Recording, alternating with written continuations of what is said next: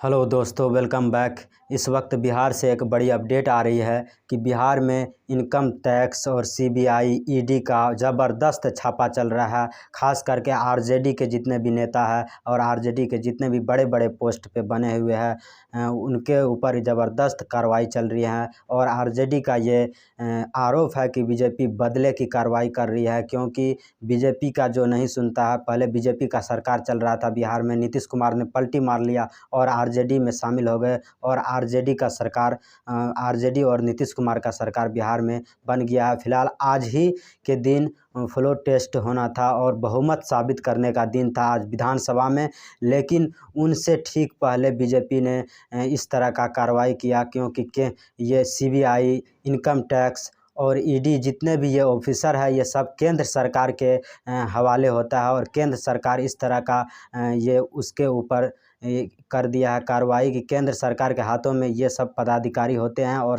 RJD का ये कहना है कि केंद्र सरकार अपने इस पदाधिकारी का, इन अफसरों का गलत इस्तेमाल कर रहे हैं और हम सबको डरा रहे हैं, विधायकों को डरा रहे हैं, ताकि विधायक पलटी मार के सीबीआई, इनकम टैक्स और ईडी के छापेमारी के डर से बीजेपी में शामिल हो जाए। क्योंकि आरजेडी इस तरह का भी आरोप लगा रही है कि कई नेताओं को, कई विधायकों को ये बीजेपी की तरफ से ऑफ़र दिया जाता है कि आप अगर मेरे पार्टी में शामिल होते हैं तो आपके जितने भी ईडी की तरफ से, सीबीआई की तरफ से जांच हो रही है, इनकम टैक्स का छापा पड़ रहा है, वो सब बंद हो जाएगा। आपके ऊपर जो भी केस है सब बंद हो जाएगा। आपको मेरे पार्टी में आने पर मंत्री भी बनाया जाएगा। इस तरह का आरोप लगाया जा रहा है दूसरे पार्टी, विपक्षी पार्टी की तरफ से। जितने भी बीजेपी के अलावा अदर पार्टी है, किसी तरह का कोई छापा या इनकम टैक्स किसी नेता पे पड़ता है तो यही आरोप लगता है बीजेपी के कि वो केंद्रीय पुलिस बलों का गलत इस्तेमाल करके दूसरे नेताओं को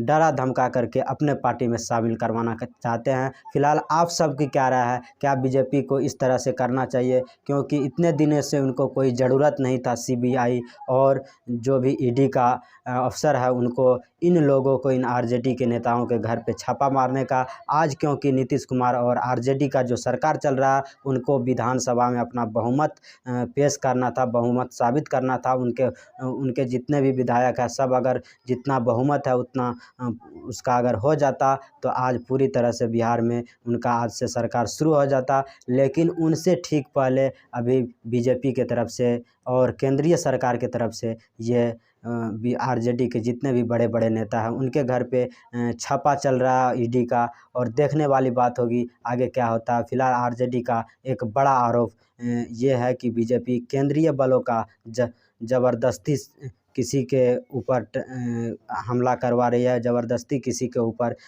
टारगेट करवा रही है और गलत इस्तेमाल कर रही है। उनके हाथों में जो भी केंद्रीय बल का ED, CBI, income tax officer है उनको गलत जो है छापेमारी करने पर मजबूर कर रही है। और देखने वाली बात होगी कि आगे इस पे क्या होता है, आप सबको इसी चैनल के माध्यम से बताया जाएगा। फिलहाल आप सबका क्या राय है इस न्यूज़ पे? आप सब भी अपना राय कमेंट बॉक्स में लिख के जरूर जाइएगा। आप सबको फिर मिलेंगे अगले वीडियो में नए टॉपिक के साथ। तब तक के लिए बाय।